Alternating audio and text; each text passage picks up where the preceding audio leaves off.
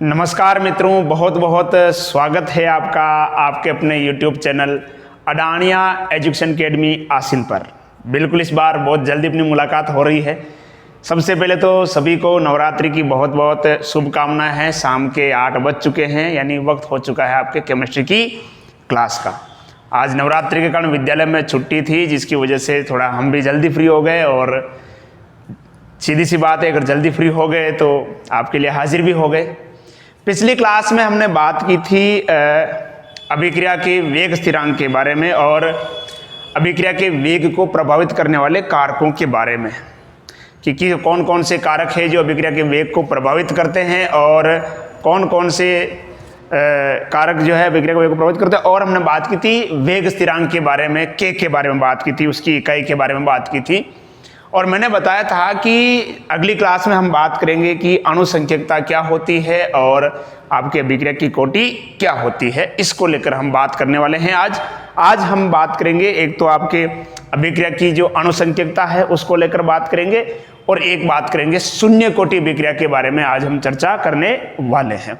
अगला 1 घंटा जो भी है, जहां तक भी होगा, कोशिश ये रहेगी कि शून्य कोटि अभिक्रिया को जो है आज हम अच्छे से कंप्लीट कर लें। उनसे संबंधित जो भी क्वेश्चंस जो हैं किस प्रकार से पूछे जा रहे हैं उसको भी लेकर हम चर्चा करेंगे। चलिए आज की क्लास हम प्रारंभ करते हैं। पहला जो अपना जो टॉपिक है वो है अभिक्रिया की अणुसंख्यकता, है ना।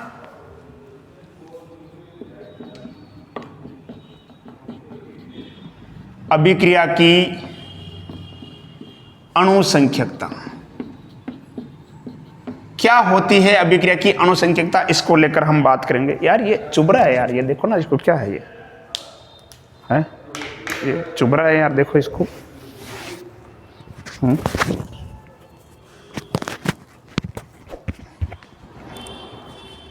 बाहर लगाऊं क्या? चलते, ये तो उल्टा लगेगा फिर। अच्छा ऐसे ठीक, अब आप ठीक। माफ कीजिएगा, थोड़ा वो कॉलर में एक मेरे थोड़ा वो सही नहीं लगाया था तो चुभ रहा था।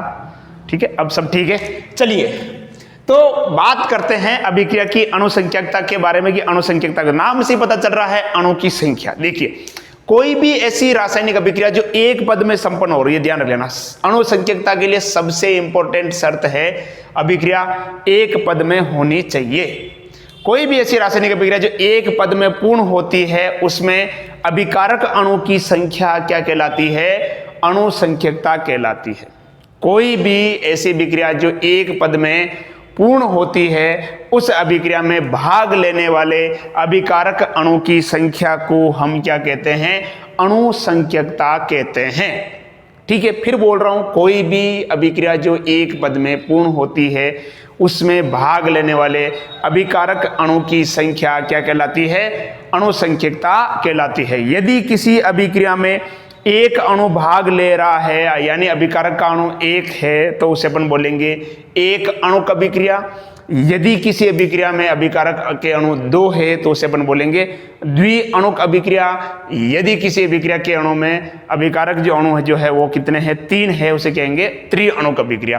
3 अणु से ज्यादा अगर मान लो किसी अभिक्रिया में अभिकारक अणु है तो वो अभिक्रिया कभी भी एक पद में हो ही नहीं सकती।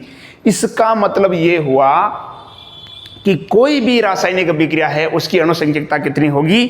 अधिकतम 3 होगी। ठीक है, तो इसके कुछ उदाहरण जो है अपन देख सकते हैं। जैसे मैं एक एग्जांपल लेता हूं, सोडियम क्लोराइड है ना, NaCl। अगर मैं इसको तोड़ूंगा तो ये कैसे टूटेगा? आप कहोगे सर ये टूटेगा Na+ और Cl-। तो बताओ इस अभिक्रिया में अभिकारक अणु कितना है? 1 है। इसका मतलब ये हो गई आपकी एक अणुक अभिक्रिया। क्या हो गई? एक अणुक अभिक्रिया। कोई दिक्कत है क्या? नहीं ना, क्लियर। दूसरा लेते हैं, जैसे मान लो मैंने लिया H2+ O2, क्या बन जाएगा? 2H2O। कितने अणु भाग ले रहे हैं? 2, तो ये क्या हो जाएगा?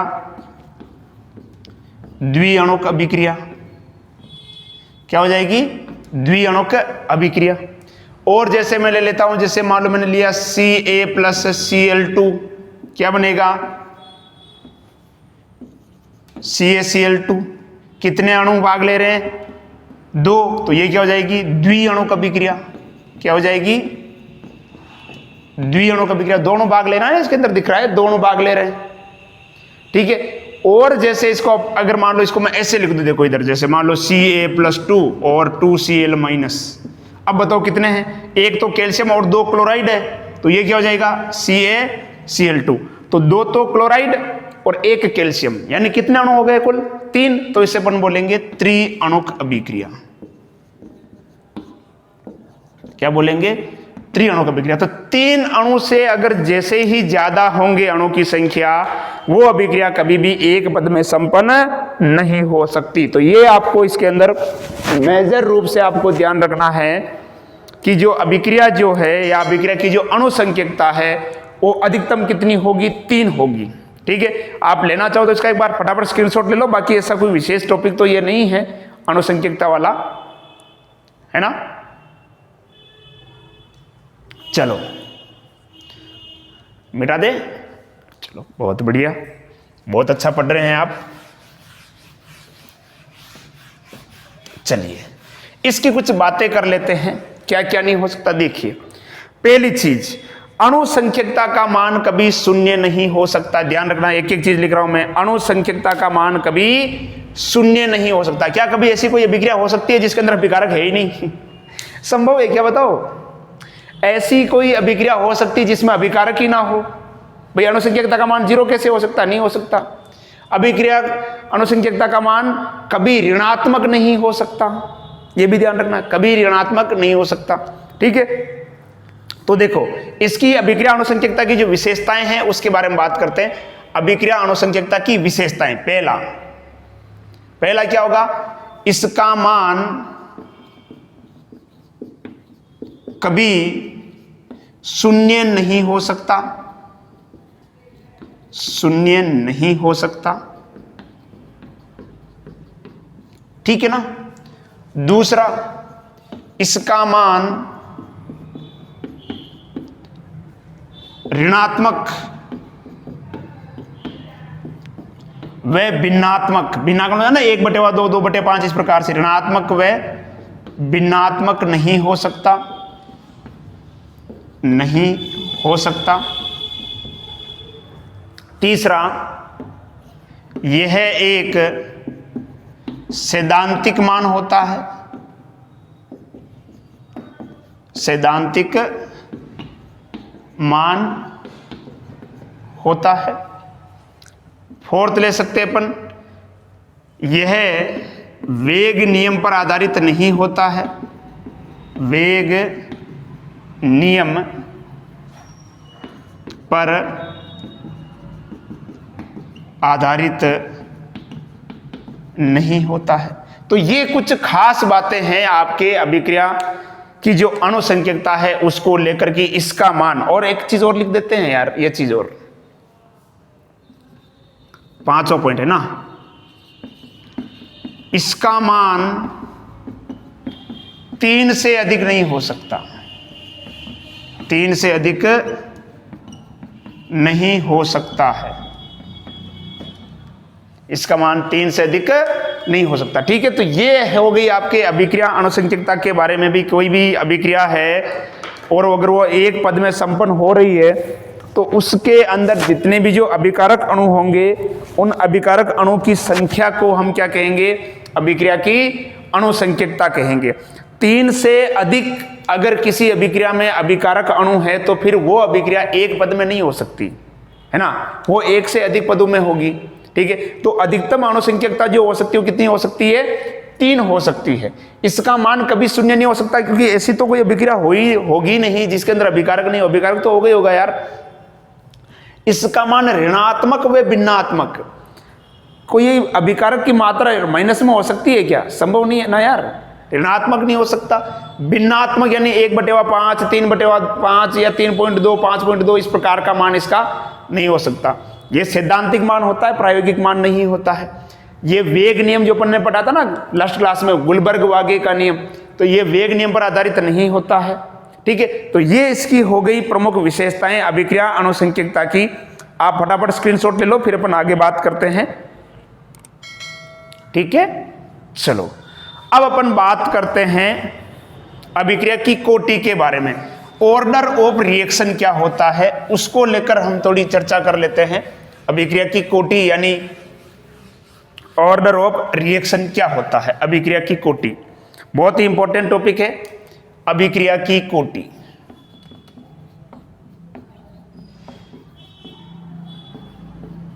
अभिक्रिया की कोटि, ठीक है। देखिए एक अपन रिएक्शन लिखता हूं मैं A प्लस B और ये मिलकर बना रहे कोई प्रोडक्ट बना रहे हैं मान लेते हैं, ठीक है। थोड़ा इसको ढंग से लिख देते हैं बढ़िया सी डिजाइन में, वेरी गुड। ये लो A और B ये कोई मान लो प्रोडक्ट बना रहे हैं। अब मैं इसके लिए अगर वेग नियम लिखूं, वेग नियम है ना, तो क्या होगा बताओ, R बराबर K, एक कुछ नहीं है तो इसकी पावर मान लेता हूं मैं N1, यहां पे चलो लिख भी लेते हैं N1, ठीक रहेगा ताकि आपके कंफ्यूजन ना रहे किसी भी तरह का, ठीक है। और B की पावर N2, ये क्या होता है अपन पढ़ चुके हैं पहले ही पिछली क्लास में। N1 प्लस N2 को मैंने लिखा था N और इसी को अपन ने कहा था अभिक्रिया की कोटि, ऑर्डर ऑफ रिएक्शन। अब आपके सामने लिख रखा है, आप खुद इसको देख के डेफिनेशन बता सकते हैं कि इसकी डेफिनेशन जो है वो क्या होगी, इसकी डेफिनेशन क्या होगी। देखिए ये क्या है अभिकारक की सांद्रता, ये भी क्या है अभिकारक की सांद्रता, और ये क्या है इनकी घात है और इनका योग ही क्या है कोटि है। तो अपन यूं कह सकते हैं ना कि अभिक्रिया वेग नियम के अनुसार या अभिक्रिया दर नियम के अनुसार किसी रासायनिक अभिक्रिया, ध्यान दीजिएगा, किसी रासायनिक अभिक्रिया में अभिकारकों की सांद्रता के घातों का योग क्या कहलाता है, अभिक्रिया की कोटि कहलाता है। कोई दिक्कत है, किसी रासायनिक अभिक्रिया में अभिकारकों की सांद्रता के घातों का योग क्या कहलाता है, अभिक्रिया की कोटि कहलाता है। यह अभिकारक की सांद्रता है और इनकी घातों का योग क्या कहलाएगा, अभिक्रिया की कोटि कहलाएगा। क्लियर। चलो अब बात करते हैं इस कोटि के बारे में भी, ये क्या क्या हो सकता है। देखिए अभिक्रिया की कोटि में अपन उस अभिकारक को सम्मिलित करेंगे जिसकी सांद्रता में परिवर्तन होता है, ठीक है। तो कोटि अब अगर आप निकाल रहे हो किसी भी अभिक्रिया की, तो उसमें मुख्य एक शर्त यह है कि जिस अभिकारक की सांद्रता में परिवर्तन होगा उसी अभिकारक की कोटि निकाली जाएगी, है ना। ये ध्यान रखना है, सबसे इंपॉर्टेंट मेन शर्त यह है कि जिस अभिकारक की सांद्रता में परिवर्तन होता है उस अभिकारक की सांद्रता या उसकी जो घात है उसको ही हम क्या करते हैं, कोटि में कंसीडर करते हैं। जिस अभिकारक की सांद्रता में परिवर्तन नहीं होता है उसको कोटि में नहीं लिया जाता है, यह ध्यान रखना है, ठीक है। और क्या ध्यान रखना है, इसका मान देखिएगा, इसका मान शून्य हो सकता है, इसका मान शून्य हो सकता है। दूसरा, इसका मान ऋणात्मक व भिन्नात्मक हो सकता है, ऋणात्मक व भिन्नात्मक हो सकता है। अगला, यह एक प्रायोगिक मान होता है, प्रायोगिक मान होता है। अब इसका निर्धारण कैसे करेंगे, ध्यान रखना, चौथा पॉइंट जो सबसे इंपॉर्टेंट है, इसका निर्धारण वेग निर्धारक पद से किया जाता है, वेग निर्धारक पद से किया जाता है। अब देखो कोई भी जो रासायनिक अभिक्रिया है उसके अंदर वेग निर्धारक पद कौन सा होगा, वेग निर्धारक पद वो होगा जो सबसे स्लो होगा, यानी सबसे धीमा जो पद जो होगा किसी भी रासायनिक अभिक्रिया के अंदर। अभिक्रिया चाहे मान लो एक से अधिक पदों में हो रही है, कोई दिक्कत नहीं है। अनुसंख्यकता के लिए आवश्यक शर्त है कि अभिक्रिया एक पद में ही होनी चाहिए, कोटि के लिए ऐसी कोई शर्त नहीं है। अभिक्रिया एक से अधिक पद में हो रही है, कोई दिक्कत नहीं है, लेकिन अभिक्रिया की कोटि का जो निर्धारण है वो किससे किया जाएगा? वेग निर्धारक पद से किया जाएगा। और वेग निर्धारक पद कौन सा होगा? जो सबसे धीमा पद होगा वो आपका क्या होगा? वेग निर्धारक पद होगा। ठीक है, तो इसका भी आप एक बार फटाफट स्क्रीनशॉट ले लो।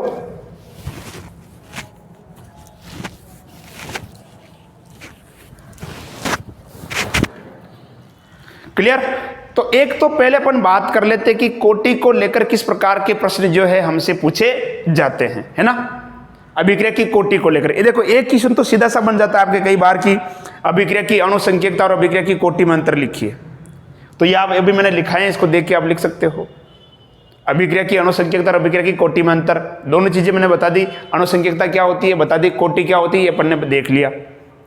ठीक है, अब सबसे इंपॉर्टेंट कि सर ये यहां से क्वेश्चन कैसे आते हैं, प्रश्न कैसे पूछे जाते हैं, उसके बारे में चर्चा करना है। ठीक है, देखिए एक तो यार ये फालतू की क्या बकवासबाजी लगा रखी है कमेंट में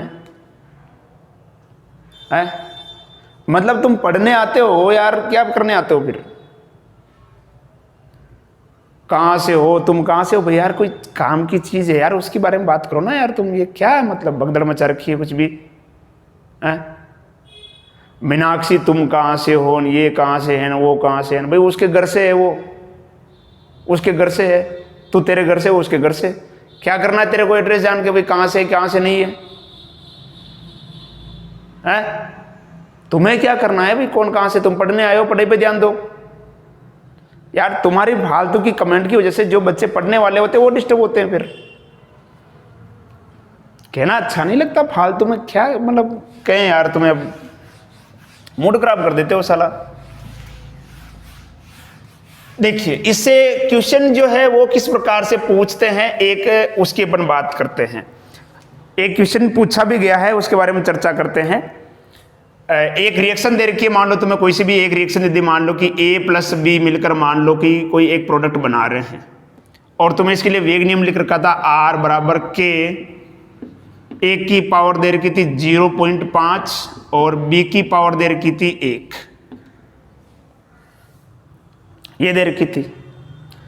इसमें पूछा था एक तो अभिक्रिया की कोटि पूछी थी, अभिक्रिया की कोटि क्या होगी, और एक पूछा था कि दर नियतांक जो है इसकी इकाई क्या होगी।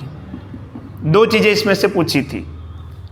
ये कोई एक अभिक्रिया दे रखी है, ये यानी ये पूरा क्वेश्चन है, ये पूरा एक क्वेश्चन है, ऐसे दे रखा है पूरा, और पूछा गया कि इसमें अभिक्रिया की कोटि क्या होगी और उसका दर नियतांक या उस दर नियतांक की इकाई क्या होगी। कैसे करें? बहुत इजी है, बहुत ही इजी है। कैसे? अभिक्रिया की कोटि क्या होती है रे? अभिक्रिया की कोटि होती है अभिकारक की सांद्रता के घातों का योग। अभिक्रिया की सांद्रता के घातों का योग क्या होती है? अभिक्रिया की कोटि। तो सांद्रता की घातों को जोड़ दो, क्या हो जाएगा? 0.5 प्लस 1 यानी 1.5। ये तो हो गई आपके अभिक्रिया की कोटि। अभिक्रिया की कोटि हो गई, देखो ये सीधी सी आ गई ना डायरेक्ट 1.5, ये अभिक्रिया की कोटि हो गई। अब चाहिए अपने को K की इकाई। K के लिए मैंने बताया था आपको कि अगर इसकी इकाई निकालनी है, सीधा सा तरीका है, क्या था बताओ? बोलो रे, बोलो। मोल 1 माइनस n लीटर n-1 और टाइम इनवर्स। ठीक है, मोल 1 माइनस 1.5 लीटर क्या हो जाएगा इनकी जगह पे? 1.5 माइनस 1 और ये टाइम इनवर्स। बस इसको सोल्व कर लो, ये आपकी क्या आ गई? K की इकाई आ गई। तो एक तो इस प्रकार से सीधा सा क्वेश्चन आता है कि छोटा सा, कि मतलब कोई आपको दे दिया इस तरह से और आपको पूछ ले इसमें से कि इसकी इकाई क्या होगी, तो आप डायरेक्ट निकाल सकते हो सीधी सी। इसमें से ज्यादा विशेष है कुछ भी नहीं है, बहुत इजी से क्वेश्चन आते हैं, बहुत इजी आते हैं, है ना? हो गया, मिटा दे। चलो अगला क्वेश्चन देखते हैं अपन। अब बड़ा क्वेश्चन तो इसमें मैं लिखूंगा नहीं, मैं शॉर्ट में, मैं लैंग्वेज पूरी बोलूंगा लेकिन लिखूंगा शॉर्ट में, है ना? लैंग्वेज पूरी बोलूंगा लिखूंगा शॉर्ट में। जैसे कि तुम्हें कोई एक अभिक्रिया दे दी, मान लेते हैं कोई भी एक अभिक्रिया, जैसे A प्लस बी ये दे दी, और ये मिलकर बना रहे हैं, मान लो कोई प्रोडक्ट बना रहे हैं। क्या बना रहे हैं? कोई प्रोडक्ट बना रहे हैं। अब ये कह रहा है कि यदि बी की सांद्रता को क्या रखें? स्थिर रखें। बी की सांद्रता को स्थिर रखते हुए यदि ए की सांद्रता को क्या किया जाता है? दुगना किया जाता है। यदि बी की सांद्रता को स्थिर रखते हुए ए की सांद्रता को दुगना किया जाता है तो उस अभिक्रिया का वेग भी क्या हो जाता है? दुगना हो जाता है। ए की सांद्रता को स्थिर रखते हुए बी की सांद्रता को दुगना किया जाता है तो अभिक्रिया का वेग भी क्या हो जाता है? दुगना हो जाता है। और यदि ए की सांद्रता को स्थिर रखते हुए बी की सांद्रता को दुगना किया जाता है तो अभिक्रिया के वेग पर कोई प्रभाव नहीं पड़ता है, तो इस अभिक्रिया की कोटि क्या होगी? ठीक है, इस तरह का क्वेश्चन एक तो एग्जाम में आता है। फिर बोल रहा हूं मैं, ये कोई एक अभिक्रिया दे रखी है, यदि बी की सांद्रता को स्थिर रखते हुए ए की सांद्रता को दुगना किया जाए तो अभिक्रिया का वेग भी क्या हो जाता है? दुगना हो जाता है। तथा ए की सांद्रता को स्थिर रखते हुए बी की सांद्रता को दुगना किया जाए तो अभिक्रिया के वेग में कोई परिवर्तन नहीं होता है, तो इस अभिक्रिया की कोटि क्या होगी? ये आपको क्वेश्चन दिया हुआ है, कोटि आपसे पूछी है। और जब इस प्रकार का क्वेश्चन अगर आ जाए तो इसको किस प्रकार से अपने को हैंडल करना है, आइए सीखते हैं। ठीक है, देखिए कोई दिक्कत नहीं है, बहुत इजी है, ध्यान से देखिएगा। मैं पूरा क्वेश्चन इधर करवा रहा हूं आपके, है ना। पहले तो इसके लिए अपन लिखते हैं वेग नियम, लिख देते हैं, है ना। आर बराबर क्या होगा बताओ? आर बराबर के, आपको निकालनी है, कोटि निकालनी है ना, तो मैं इसके लिए लिखता हूं ए की पावर n1 और बी की पावर n2। यही तो अपने को निकालनी है कोटि के हिसाब से। कोई दिक्कत यहां तक? ठीक है, ये मैंने इसको देख के लिख लिया। अब दूसरा देखो, आर बराबर सेकंड जो कंडीशन है उसको लिखते चलो कि ए की सांद्रता को दुगना कर दे, यानी इस ए को क्या कर दिया? दुगना कर दिया, यानी 2a। ए की सांद्रता को क्या कर दें? दुगना। और बी की सांद्रता को क्या रखा है? स्थिर, तो रख लो। बी की सांद्रता में कोई परिवर्तन नहीं किया, ये n2। इसको दे देता हूं मैं समीकरण नंबर 1, इसको देता हूं समीकरण नंबर 2। लेकिन समझना ध्यान से, बी की सांद्रता को स्थिर रखते हुए ए की सांद्रता को दुगना किया तो अभिक्रिया का वेग भी क्या हो गया? दुगना हो गया। इसका मतलब ये जो R है ये मेरे पास कितना हो जाएगा? 2R। ये खुद क्वेश्चन कह रहा है, मैं नहीं कह रहा हूं। ये क्वेश्चन कह रहा है कि बी की सांद्रता को स्थिर रखते हुए अगर ए को दुगना करेंगे तो अभिक्रिया का वेग भी दुगना होगा, यानी 2a कर दिया, सांद्रता को दुगनी कर दी तो इसका वेग भी क्या हो गया? दुगना हो गया, 2R हो गया। ठीक है, अगला देखते हैं। तीसरी कंडीशन में ये कह रहा है कि ए को स्थिर रखा और बी को दुगना किया तो वेग में कोई परिवर्तन नहीं हुआ, यानी R बराबर के, इस बार हमने ए को स्थिर रखा n1 और बी को कर दिया दुगना, यानी 2b की पावर n2। इसको दे दिया समीकरण नंबर 3। अब यहां पे हम 2R नहीं करेंगे। यहां 2R क्यों नहीं करेंगे? क्योंकि ये कह रहा है कि बी की सांद्रता को दुगना करने पर अभिक्रिया के वेग में कोई परिवर्तन नहीं होता है। क्लियर? अब निकालनी है अपने को कोटि। क्या निकालनी है? कोटि। अब इन समीकरणों को आपको इस प्रकार से डिवाइड करना है कि कुछ चीजें आपस में कट जाए। जैसे मैं ले रहा हूं समीकरण 2 और 3, तो मैं लिखता हूं यहां पर समीकरण 2 भाजक 1 करने पर, है ना। समीकरण 2 भाजक 1 करने पर देखिए समीकरण 2 क्या है बताओ? 2R अपॉन समीकरण 1 क्या है? R बराबर 2R में देखो क्या मिल रहा है आपको? K 2a की पावर n1 और b की पावर n2। और R क्या मिल रहा है बताओ? K a की पावर n1 और b की पावर n2, यही मिल रहा है। एक बार देख लो फटाफट, यही है क्या? यही है ना। चलो अब इसमें क्या है, जो कट रहा है उसको काट लो। देखो एक R से एक R गया, K से K गया, A से A गया, बी से बी गया, बचा क्या इधर पे देखो 2/1 बराबर, इधर क्या बच रहा देखो 2/, नीचे कुछ नहीं 1, और यहां बच रहा है आपका n, यही बच रहा है ना इसको काटने पे। अब यहां पर देखो ध्यान से कि यहां ये 2 है और यहां पर ये 2। अब मुझे बताओ कि यहां मैं इस n1 की जगह पे ऐसा क्या रखूं गणितीय मान कि मुझे 2 प्राप्त हो। इस n1 की जगह पे मैं क्या रखूं कि मुझे कितना प्राप्त हो, 2 प्राप्त हो।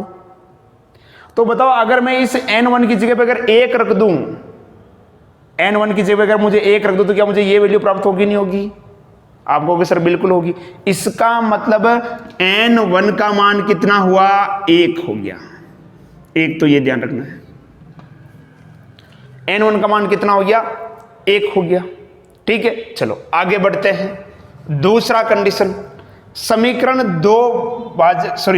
3 भाजक 1 करते हैं। यहां कर रहा हूं मैं समीकरण 3 भाजक 1 करने पर, ठीक है करो। समीकरण 3, R बराबर क्या है देखो K, A की सांद्रता तो हमने स्थिर रखी है N1, और B की सांद्रता को इस बार हमने दुगना कर दिया है B, 2B की पावर N2 अपॉन नीचे क्या मिल रहा है बताओ, R बराबर K, A की पावर N1 और B की पावर N2। R से R कैंसिल, K से K कैंसिल, A से A कैंसिल, B से B कैंसिल। इधर क्या बचेगा 1/1 बराबर, सामने क्या बच रहा है बताओ 2/1 N2। ये बच रहा है ना, यही बचेगा ना। अब मुझे बताओ कि इस N2 की जगह पे मैं ऐसा क्या रखूं कि मुझे ये प्राप्त हो जाए। ठीक है, अगर इसको 1 करना है तो एक ही तरीका कि इस n2 पे क्या रख दें, n2 की जगह पे 0 रख दूं मैं, तो किसी भी शून्य घातांक का मान कितना होता है, इकाई होता है। तो यानी यहां पर अगर n2 की जगह पर अगर मैं 0 रखूंगा तो ये पूरा क्या हो जाएगा, 1 हो जाएगा। इसका मतलब n2 बराबर कितना हो गया, 0 हो गया। कोई दिक्कत? क्लियर? इसका मतलब जो वेग नियम अपन ने लिखा था उसमें n1 का मान तो कितना आया, 1, और n2 का मान कितना आया, 0। यानी ये हो गया आपके अभिकारकों की घातें। इसका मान n1 का मान कितना आया तुम्हारे पास, 1, और n2 का मान कितना आया, 0। कितना आया, 0। ठीक है, तो यही तो अपने को कोटि निकालनी है। तो अपन जानते हैं कोटि क्या होती है बताओ, n1 प्लस n2। तो n1 तो कितना है, 1, प्लस n2 कितना है, 0, यानी ये आ गया 1। यानी इस अभिक्रिया की कोटि 1 है। यानी ये अपन यूं कह सकते हैं कि ये प्रथम कोटि की अभिक्रिया है। कौन सी है, प्रथम कोटि की अभिक्रिया है। बहुत ही इजी क्वेश्चन है, सीधा सीधा सा डायरेक्ट अपन ने इसको किया है, बहुत ही इजी है। ठीक है, फटाफट इसका स्क्रीनशॉट ले लो, फटाफट जल्दी से जल्दी, जितना जल्दी हो सके उतना जल्दी।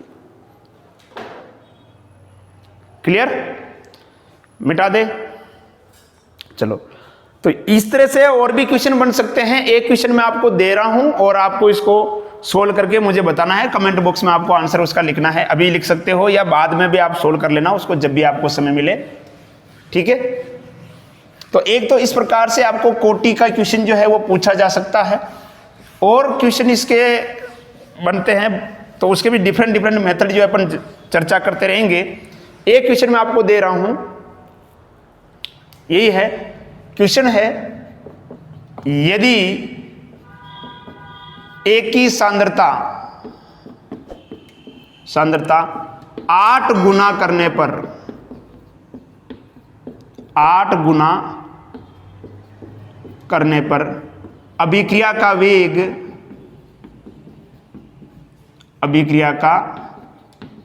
वेग दुगना हो जाता है, दुगना हो जाता है, तो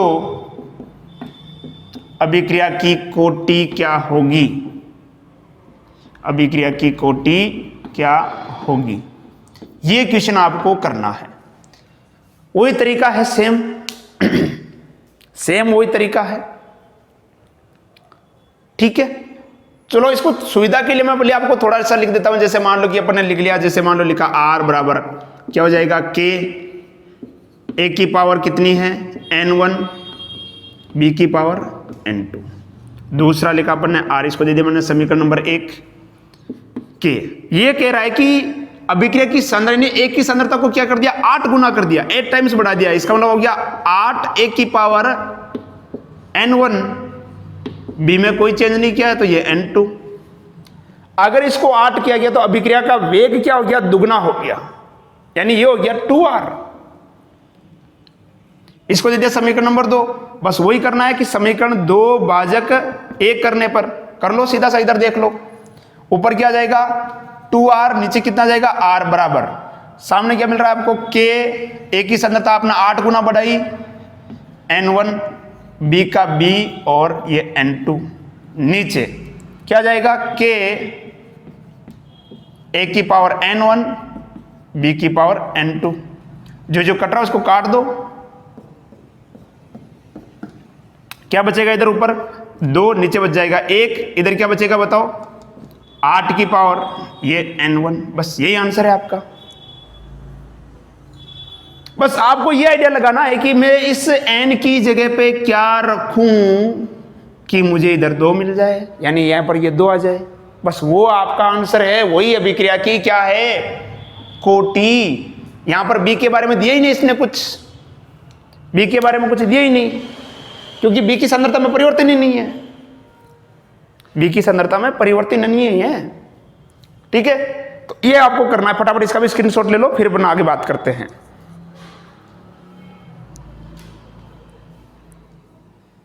ठीक है, मिटा दें। चलो अब जो अपन बहुत ही महत्वपूर्ण टॉपिक पे बात करते हैं, और वो है आपका शून्य कोटि की अभिक्रिया। शून्य कोटि की अभिक्रिया क्या होती है उसको लेकर आपके कोर्स में दे रखी है। एक तो 3 अभिक्रिया आपके दे रखी, देखो एक तो दे रखी है आपके कौन सी शून्य कोटि की अभिक्रिया, एक आपके दे रखी है प्रथम कोटि की अभिक्रिया। इन दोनों के तो आपके डेरिवेशन दे रखे हैं, और तीसरी एक दे रखी है छद्म कोटि की अभिक्रिया। छद्म कोटि या छद्म एकाणुक अभिक्रिया ऐसे कुछ दे रखा है ना। तो ये दोनों तो हाव है आपके। अब बात आती है कि सर इन दोनों में से इंपॉर्टेंट कौन सी है, सबसे ज्यादा इंपॉर्टेंट है ना, आपको अगर ध्यान देना है तो वो देना है प्रथम कोटि की अभिक्रिया पे, इस पे फोकस करना है सबसे ज्यादा। किस पर, प्रथम कोटि की अभिक्रिया पे। इससे कई बार सबसे ज्यादा क्वेश्चन जो है पूछे जाते हैं। ठीक है, मिटा दें। चलो बात करते हैं शून्य कोटि की अभिक्रिया पर, हेडिंग लगा लेते हैं शून्य कोटि की अभिक्रिया।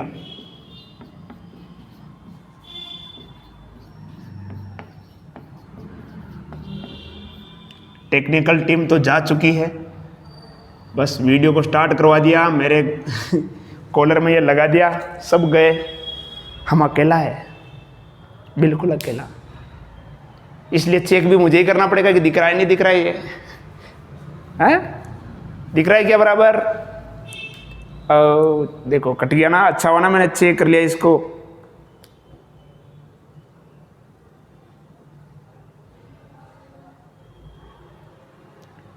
शून्य कोटि की अभिक्रिया है ना। ठीक है, चलो इसका पूछा जाता है समाकलित वेग समीकरण। शून्य कोटि की अभिक्रिया किसे कहते हैं, पहले तो इसकी बात करते हैं। ऐसी अभिक्रिया जिसका वेग अभिकारकों की सांद्रता पर निर्भर नहीं करता है। ऐसी अभिक्रिया जिसका वेग अभिकारकों की सांद्रता पर निर्भर नहीं करता है, उन्हें कहते हैं शून्य कोटि की अभिक्रिया। या यूं कह सकते हैं कि ऐसी अभिक्रिया जिसमें अभिकारक की सांद्रता के घातों का योग क्या हो, शून्य हो। ऐसी अभिक्रिया जिसमें अभिकारक की सांद्रता के घातों का योग क्या हो, शून्य हो, उसे हम क्या कहते हैं, शून्य कोटि की अभिक्रिया कहते हैं। सबसे पहले तो देखा इसका जो डेरिवेशन है वो अपन समझते हैं कि कैसे क्या होता है। ठीक है, मान लो कि मैं एक कोई अभिक्रिया लिख रहा हूं, ध्यान से देखना अब आप यहां से, मैंने कोई एक अभिक्रिया लिखी, ए पदार्थ है जो मिलकर क्या बना रहा है, प्रोडक्ट बना रहा है। क्या बना रहा है, प्रोडक्ट। जब समय यानी t बराबर क्या है 0, तो इसकी जो सांद्रता ले रहा हूं वो है मान लो R0, और ये क्या है 0, t0। इसका मतलब अभिक्रिया शुरू ही नहीं हुई है, अभिक्रिया शुरू ही नहीं हुई है, तो प्रोडक्ट बनेगा कहां से, 0 ही है। और ये R0 इस एक की क्या हो गई, प्रारंभिक सांद्रता हो गई। क्या हो गई, प्रारंभिक सांद्रता। और जब मैंने लिया कि t बराबर t समय पर ले लिया, मान लो इसकी सांद्रता यानी शेष सांद्रता जो बची है वो कितनी है, R। तो बताओ ये कितना रह गया, यानी ये कितना बन गया। तो आपको हो सकता हो कि सर ये बन गया R0 R, ये इतना बन चुका है ना, इसकी शेष सांद्रता यानी इतना ये बन चुका है। कोई दिक्कत, क्लियर भाई। ये कोई आपको अभिक्रिया दे रखी है t बराबर 0, यानी जब अभिक्रिया शुरू ही नहीं हुई है तो इसकी जो सांद्रता है वो R0, यानी ये होगी प्रारंभिक सांद्रता, इनिशियल कंसंट्रेशन, इनिशियल कंसंट्रेशन। और ये प्रोडक्ट यानी 0 ही रहेगा, अभी बना ही नहीं है। t समय पर इसकी सांद्रता जो बची हुई सांद्रता वो कितनी है, R। इसका उत्पाद कितना हो गया, R0 माइनस R। ठीक है, अब अपन इसके लिए लिखते हैं एक तो बल गतिकी से, यानी बल गतिकी के अनुसार, बल गतिकी है ना, रासायनिक बल गतिकी, तो बल गतिकी के अनुसार, बल गतिकी के अनुसार बात करते हैं। अभिक्रिया का वेग जो होता है वो क्या था बताओ, R बराबर माइनस dA/dt, यही था ना, dA/dt। बल गतिकी में अपन ने पढ़ा था अभिक्रिया का वेग। तो A यहां पर सांद्रता के रूप में अपन बात कर रहे हैं, तो मैं कौन सा ले लूं बताओ, R ले लूं ना यहां पर। तो ये हो जाएगा आपका माइनस dR/dt।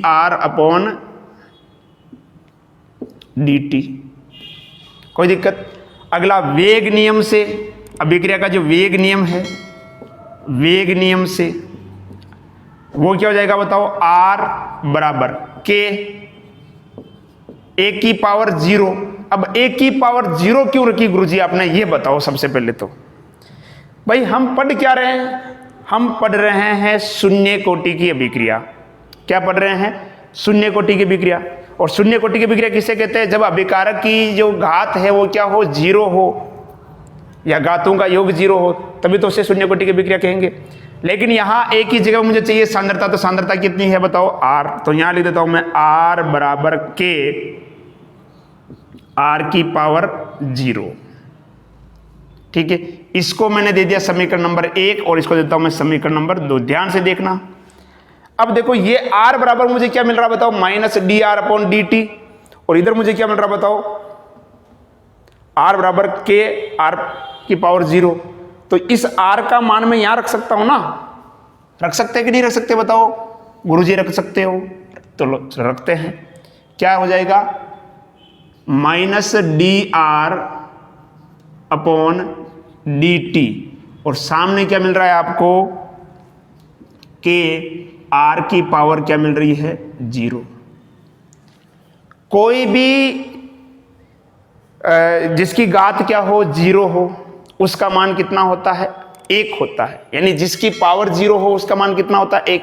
यानी ये तो हो गया 1। तो इधर बचा क्या, यहां पे लिख रहा हूं मैं, देखो शून्य घातांक पूरा लिख रहा हूं मैं, शून्य घातांक का मान इकाई होता है। जिसकी घात क्या हो, 0 हो, उसका मान कितना मानते हैं अपन, 1 मानते हैं। तो शून्य घातांक का मान कितना होता है, इकाई होता है। तो ये तो हो गया 1। तो इधर क्या बचेगा बताओ, माइनस dR/dt बराबर K। यही तो बचेगा, बचेगा नहीं बचेगा। एक तो ये ध्यान रखना कि इसको बोलते हैं अपन अवकलित वेग समीकरण। क्या बोलते हैं इसको, अवकलित वेग समीकरण।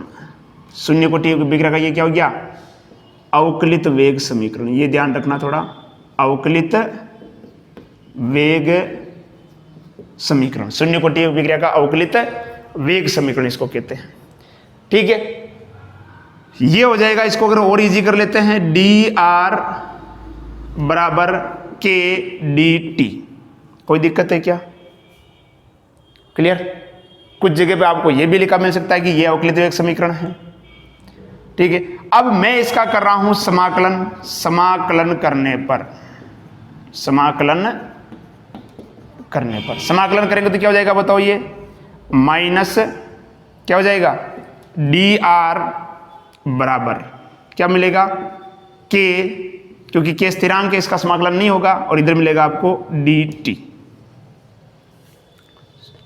सोल्व कर लेते हैं इसको, क्या मिलेगा इधर आपको, समाकलन फिजिक्स में पढ़ा होगा आपने, आर बराबर के टी, और जब भी यहां से अपन समाकलन करेंगे तो यहां पर आपके पास आएगा समाकलन स्थिरांक, ये सी।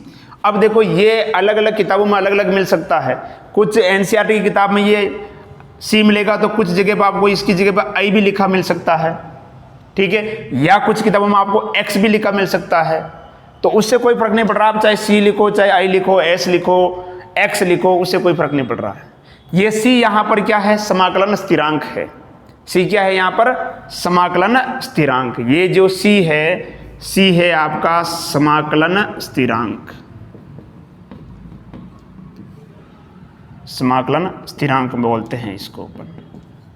क्लियर।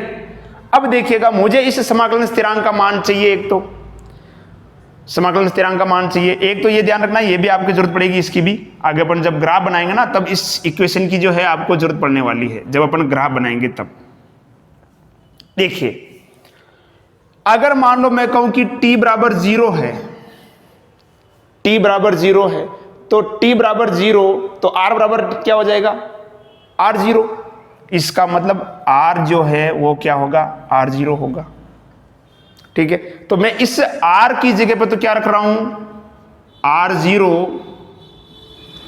और ये कह रहा है कि t बराबर 0 है, इसका मतलब ये हो गया 0, तो इंटू के, तो 0 को अगर मान लो कैसे गुणा करेंगे तो ये भी क्या हो जाएगा 0, तो बचा क्या केवल c, यानी ये बचा केवल आपका c, क्या बचा c। अब इस c का मान मुझे रखना है इस समीकरण के अंदर, इस c का मान मैं इस समीकरण में रख रहा हूं, तो क्या हो जाएगा, देखो इधर रखूंगा तो मैं ये माइनस आर बराबर के टी, और c की जगह पे क्या रख दूंगा मैं, माइनस r0। कोई दिक्कत है क्या। अब दोनों सांद्रता को एक तरफ ले लो, सांद्रता सांद्रता एक तरफ कर लेते हैं, तो ये क्या हो जाएगा आपका r0 माइनस r, इसको इससे कर देते हैं, r0 माइनस r बराबर के टी। ठीक है, क्लियर। मुझे समाकलन यानी k के मान निकालना है, दर नियतांक, तो k बराबर क्या हो जाएगा, ऊपर मिलेगा आपको r0 minus r upon T. ये हो गया आपके शून्य कोटि अभिक्रिया के लिए समाकलित वेग समीकरण, शून्य कोटि अभिक्रिया का समाकलित वेग समीकरण। ठीक है, बहुत ही इजी है, आप इसका एक बार स्क्रीनशॉट ले लो फटाफट। वेरी वेरी वेरी इजी, बहुत इजी है। समाकलित वेग समीकरण, शून्य कोटि अभिक्रिया का समाकलित वेग समीकरण।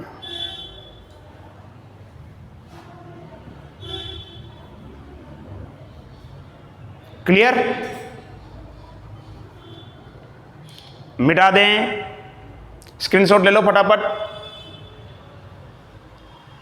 देखो ये वीडियो बाद में भी पड़ा रहेगा, आप कोई दिक्कत नहीं है, वापस क्या समझाना पूरे को, वीडियो बाद में भी पड़ा रहेगा, आप इस वीडियो को कभी भी देख सकते हो, आराम से एक एक स्टेप को धीरे धीरे देखो, बहुत इजी है, ऐसा कुछ नहीं है, मैंने एक एक चीज को आराम से धीरे धीरे समझाया है एक एक को। ठीक है, मिटा दें, चलो।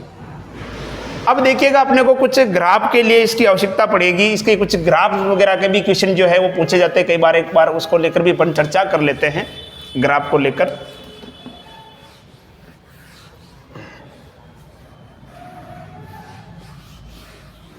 देखिए,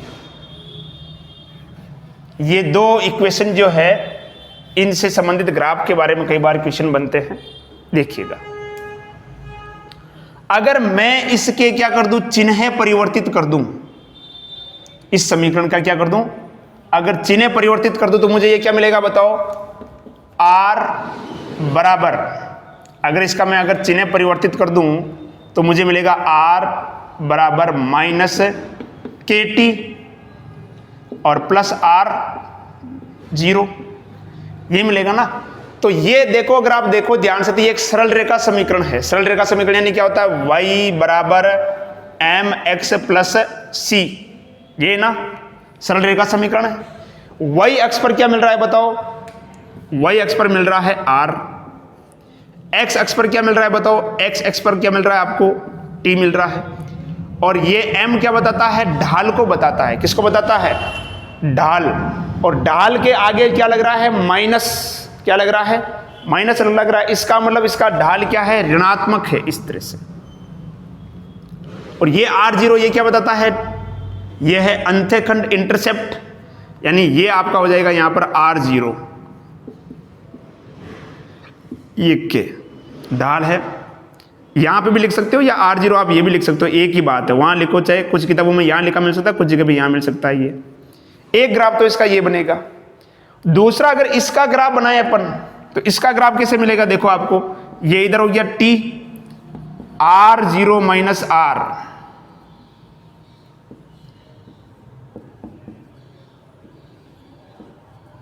इसका ग्राफ आपको कैसे मिलेगा, एक सीधी रेखा मिलेगी इस तरह से, है ना।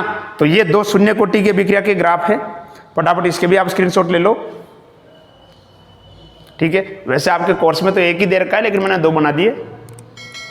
क्लियर, मिटा दें, चलो बहुत बढ़िया। अब जो आता है क्वेश्चन, वो आता है अर्ध आयु काल को लेकर। किसको लेकर, अर्ध आयु काल, हाफ लाइफ पीरियड, अर्ध आयु काल। अर्ध आयु काल जिसे अपन बोलते हैं हाफ लाइफ पीरियड, इसको अपन रिप्रेजेंट करते हैं T1/2, या कुछ जगह पे आपको T0.5 भी लिखा मिल सकता है। अर्ध आयु काल, नाम से ही पता चल रहा है, अर्ध का मतलब क्या होता है, आधा। कोई भी रासायनिक अभिक्रिया है, जैसे मान लो कि मैंने ले लिया A और ये बन रहा है कोई प्रोडक्ट, ये आपका क्या है, अभिकारक। इस अभिकारक की सांद्रता को आधा होने में लगा समय क्या कहलाता है, अर्ध आयु काल कहलाता है। किसी रासायनिक अभिक्रिया में अभिकारक की सांद्रता को आधा होने में लगा समय उस अभिक्रिया का अर्ध आयु काल कहलाता है।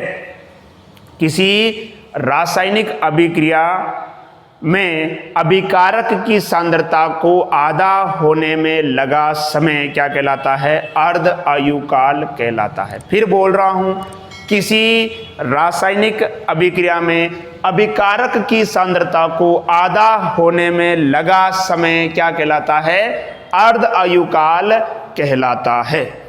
क्लियर। अब बात करते हैं कि सर शून्य कोटि की जो अभिक्रिया है उसका अर्ध आयु काल क्या होगा।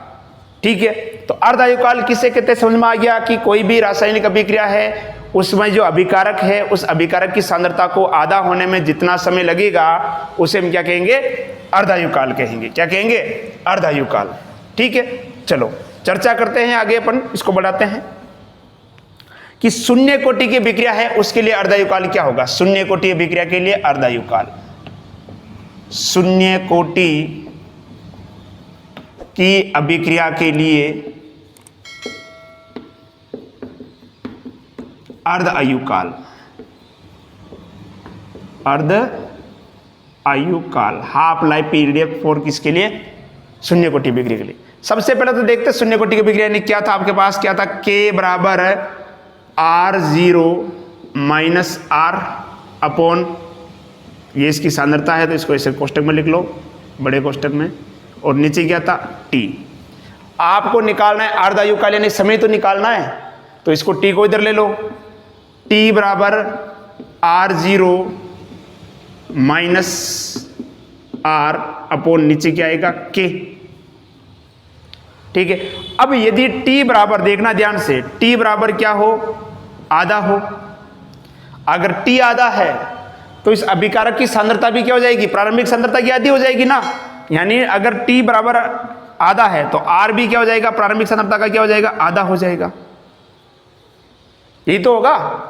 चलो रखो, T तो क्या हो गया, T हाफ हो गया, आधा हो गया, बराबर R0 माइनस आर की जगह इसकी सांद्रता आधी हो गई, यानी R0/2 और अपॉन नीचे क्या है, के तो है ही आपका। एलसीएम ले लेंगे, ये क्या हो जाएगा आपका 2R - R/2 और सोल्व करेंगे उसको तो ये हो जाएगा आपका t हाफ बराबर क्या ऊपर क्या मिल जाएगा आपका R0 अपॉन नीचे क्या मिलेगा 2k। ये है शून्य कोटि विक्रिया का अर्धायुग काल। फिर बता रहा हूं यहां से लेंगे एलसीएम तो ऊपर क्या मिलेगा आपको 2R0 - R ये मिलेगा ना आपको। यहां से अगर आप इसको करोगे तो ये आपको देखो, इसका अगर एलसीएम लेंगे तो ये मिलेगा 2R0 - R0/2। ठीक है, ये तो मिलेगा। तो 2R में से एक आर गया तो कितना बचेगा, R0 बचेगा। 2R में से एक आर गया तो कितना बचेगा नीचे, मतलब ऊपर R0। तो ये हो गया इस अभिक्रिया का अर्धायु काल, शून्य कोटि अभिक्रिया का अर्धायु काल। कोई दिक्कत है क्या? क्लियर? स्क्रीनशॉट ले लो चलो इसका फटाफट।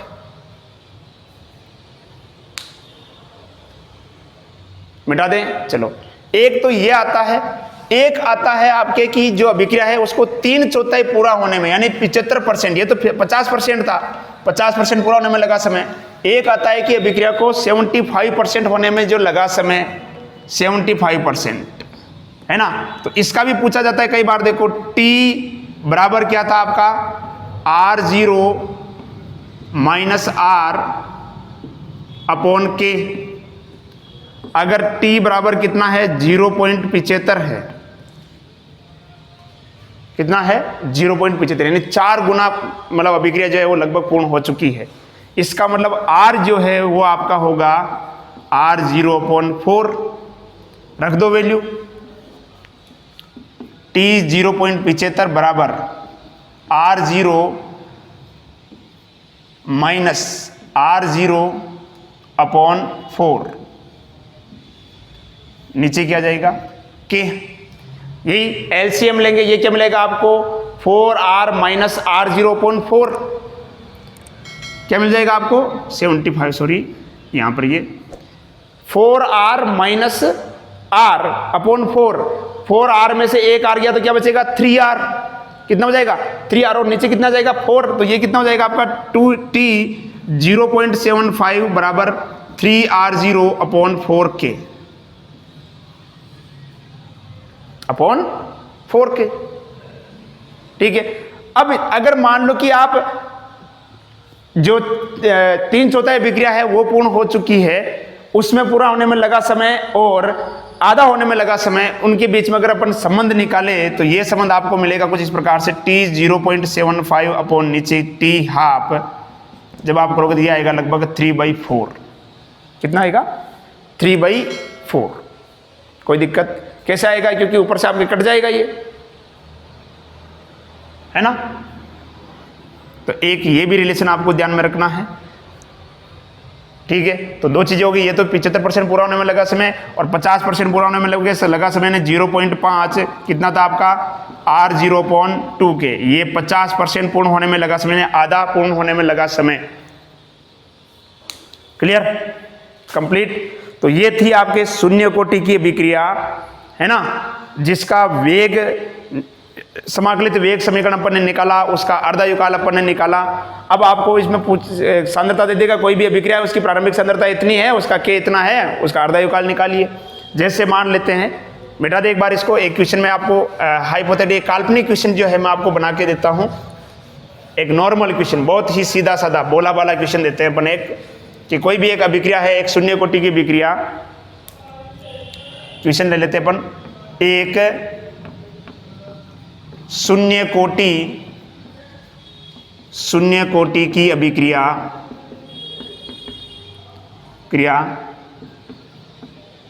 जिसमें अभिकारक की प्रारंभिक सांद्रता, अभिकारक की प्रारंभिक सांद्रता तुम ले लो